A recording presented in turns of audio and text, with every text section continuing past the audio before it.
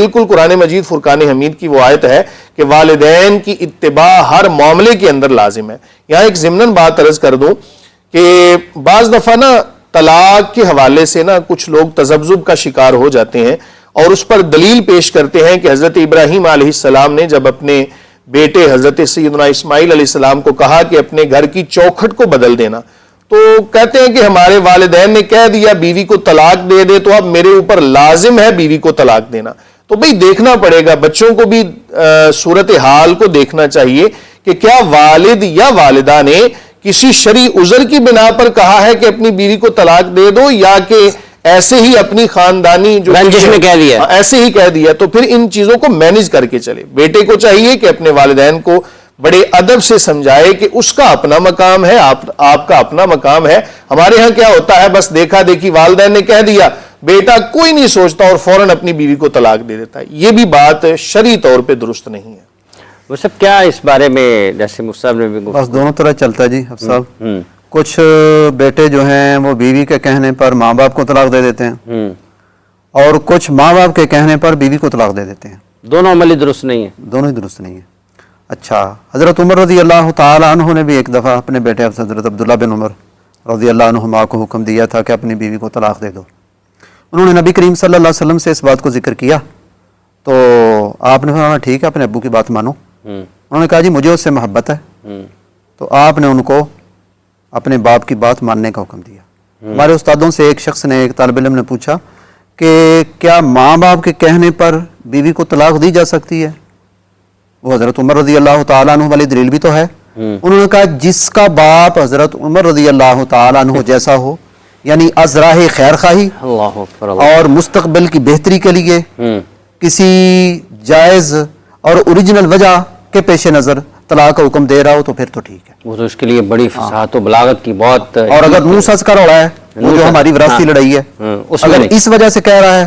تو پھر سوچ سمجھ کے چلنا چاہیے۔ پھر سوچ سمجھ کے۔ ایک کالر جی ہمارے ساتھ۔ السلام علیکم جی، کون صاحب محترمہ کہاں سے؟ السلام علیکم، میں کائنات بات کر رہی ہوں لاہور سے۔ جی فرمائیے میڈم۔ میرا یہ سوال تھا مفتی صاحب سے کہ میں کسی کو پسند کرتی ہوں اور اس نے میرے گھر رشتہ بھی بھیجا ہے، لیکن میرے جو والدین ہیں، میرے ماں باپ نے یہ کہہ کے منع کر دیا کہ وہ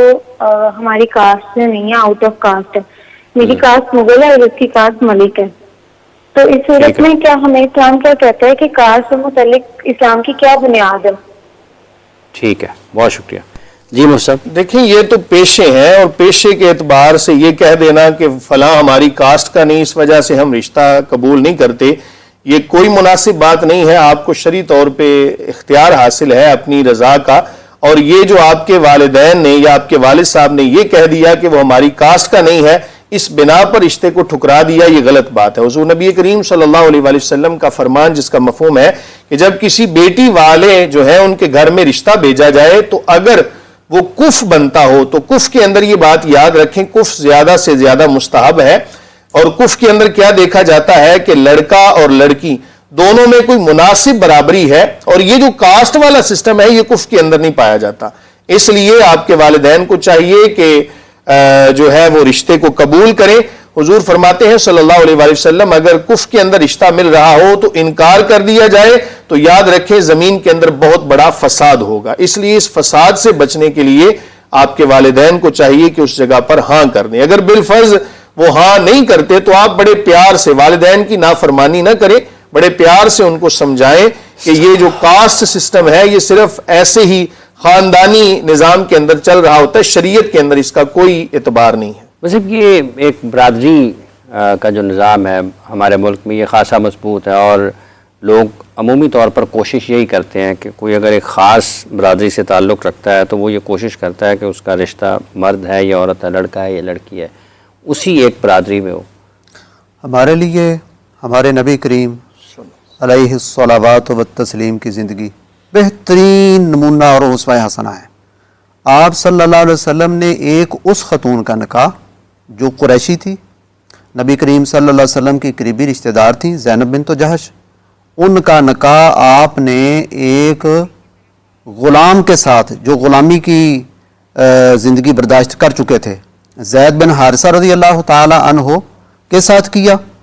اور پھر انہوں نے بن نہ آنے کی وجہ سے طلاق دے دی، پھر اس عورت کے ساتھ رسول اللہ صلی اللہ علیہ وسلم نے خود نکاح کیا، یعنی وہ عورت جو نبی کریم صلی اللہ علیہ وسلم کے خاندان کی ہے اور آپ کے نکاح کرنے کے لائق عورت ہے، اس عورت کے ساتھ رسول اللہ صلی اللہ علیہ وسلم نے ایک دوسرے آدمی کا جس کی برادری ان کے ساتھ ملتی نہیں، کوئی مناسبت ہی نہیں ہے ایمانی رشتے کے سوا، برادری والی کوئی بات ہی نہیں ہے، ایمانی رشتے وہ بہت اونچی ہے رشتے کے اعتبار سے، جس کا خاندان نبی صلی اللہ علیہ وسلم والا ہے، اور وہ جو ہے ان کا خاندان ہی اور ہے، وہ غلامی کی زندگی برداشت کر چکے ہیں، تو اب ان کے ساتھ ان کا نکاح پھر رسول اللہ صلی اللہ علیہ وسلم کے ساتھ ہو گیا۔ اس لیے یہ برادری وغیرہ کو کفاءت کے اندر لانا، اس کو ضروری سمجھنا، اس کو زیادہ اہمیت دینا، یہ ہماری بے دینی ہے، بے دینی ہے، یہ بے دینی ہے، یہ دین سے نابلد ہونے کی علامت ہے۔ ہاں اگر اس بہن کا نکاح اس کے والدین کسی اور وجہ سے نہ کریں کہ وہ لڑکا بے نماز ہے، وہ لڑکا بدعقیدہ ہے، وہ لڑکا بد اخلاق ہے، وہ جواریہ ہے، وہ نشئی ہے، وہ حرام کماتا ہے، اس طرح کا کوئی مقول عذر ہے، تو پھر ان کو پورا حق حاصل ہے نکاح نہ کرنے کا۔ دیکھیں ہمارے ہاں نا یہ بھی ہوتا ہے کہ جب کسی امیر خاندان کے لڑکے کا رشتہ آئے نا تو پھر کہتے ہیں جی کوئی بات نہیں، بچہ سدھر جائے گا نکاح کے بعد، اور اگر کسی غریب کا رشتہ آ جائے تو پھر کہتے ہیں ہم استخارہ کریں گے۔ تو یہ بھی ایک بڑا المیہ ہے ہمارے معاشرے کا کہ دنیا کی محبت کے اندر اس قدر ہم آگے نکل چکے ہیں کہ ایک بچہ اگر نمازی ہو، جہاں آپ نے نماز کا تذکرہ کیا نا، میں اس بنا پہ کہنا چاہ رہا ہوں کبھی کسی نے نہیں پوچھا جی بچہ نماز پڑھتا ہے، الا ماشاءاللہ کہ بچہ نماز پڑھتا ہے یا نہیں، بچہ قرآن پڑھتا ہے یا نہیں، بلکہ ہمارے اس ملک کے اندر ایک ایسا کیس بھی موجود ہے، داڑھی رکھی ہے اس نے نہیں، مردم شماری کرنے والے جو ہے نا وہ ایک جگہ پر گئے تو وہاں ایک قاری صاحب تھے،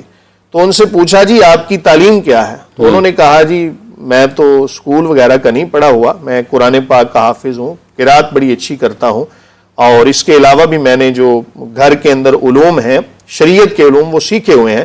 تو انہوں نے جب اپنے وہ خانے کے اندر دیکھا جہاں پہ وہ مردم شماری ہوا، تو انہوں نے کہا جی ہمارے پاس تو یہ خانہ موجود نہیں، تو بڑا اذیت ناک وہ ایک لمحہ تھا کہ انہوں نے ان پڑھ وہاں پر ٹک کیا، یہ جی ان پڑھ ہے، کہ ہمارے ہاں تعلیم کا معیار بھی کچھ اور ہو چکا۔ تو اس لیے دیکھنا یہ چاہیے کہ بچہ نماز پڑھتا ہے، بچہ جناب قرآن کی تلاوت کرتا ہے، بچے کو شرعی علوم حاصل ہے، بچہ جو ہے وہ فرما بردار ہے، ہنرمند ہے، ہاں ہنرمند، ظاہر ہے کہ شادی کے بعد ہنر کو بھی دیکھا جاتا ہے، اس نے بیوی کے لیے کیا کما کے لانا ہے، کیا اس کے پاس سکلز ہیں، یہ ساری چیزیں دیکھنی چاہیے، لیکن ہمارے یہاں صرف پیسے کو دیکھا جاتا ہے۔ حضور نبی کریم صلی اللہ علیہ وسلم کا فرمان جس کا مفہوم ہے کہ ایک عورت سے نکاح کچھ وجوہات کی بنا پر کیا جاتا ہے، یا تو اس کے حسن و جمال کی وجہ سے، یا اس کے نسب کی وجہ سے، یا اس کی دینداری کی وجہ سے۔ فرمایا کہ تم دینداری کو ملحوظ خاطر رکھو، یہ صرف لڑکی کے لیے نہیں بلکہ لڑکے کے لیے بھی ہونا چاہیے کہ دینداری کو سب سے پہلے رکھنا چاہیے، دینداری کو سب سے پہلے رکھنا چاہیے۔ صاحب بہت شکریہ آپ کا، علامہ صاحب آپ تشریف لائے، قاری صاحب آپ کا بہت شکریہ، مصطفیٰ آپ کا بہت شکریہ، اور تمام دیکھنے والوں کو شکریہ جو اس پروگرام میں ہمارے ساتھ رہے۔ آج کے اس پروگرام کا وقت اپنے اختتام کو پہنچتا ہے۔ زندگی کے تمام پہلوؤں میں چونکہ اسلام ایک مکمل ضابطہ حیات ہے، اور کوئی ایسا مسئلہ ہو نہیں سکتا کہ اگر آپ کا اس کی زندگی کے ساتھ جڑا ہوا ہو اور اس میں آپ کو اسلام رہنمائی نہ کرتا ہو، قرآن و سنت سے آپ کو اس کی رہنمائی نہ ملتی ہو، تو بنیادی طور پر زندگی کے کسی بھی فیصلے میں آپ کاروبار کر رہے ہیں، آپ رشتہ قائم کر رہے ہیں، آپ کسی سے رشتہ ختم کر رہے ہیں، آپ کسی سے دوستی کر رہے ہیں، کسی سے دوستی ختم کر رہے ہیں، آپ کسی سے لڑائی کر رہے ہیں، آپ کسی سے صلح کر رہے ہیں، زندگی کا آپ کاروبار کر رہے ہیں، زندگی کا کوئی بھی ایسا معاملہ نہیں ہے کہ اسلام آپ کی رہنمائی نہ فرماتا ہو۔ تو بنیادی طور پر ہمیں ان تمام تعلیمات سے جو قرآن و سنت سے ہے، نبی کریم صلی اللہ علیہ وآلہ وسلم کی مبارک سیرت ہی ہمارے لیے سب سے بہترین نمونہ، اس پر عمل کرنے کی ضرورت ہے۔ پروگرام کا وقت ختم ہو چاہتا ہے، مجھ سے آپ سے گزارش ہے کہ دعا فرمائیں، اور اسی دعا کے ساتھ ہم آپ سے اجازت چاہیں گے، آپ سے دوبارہ ملاقات ہوگی۔ اپنا بہت سا خیال رکھیں، اللہ حافظ۔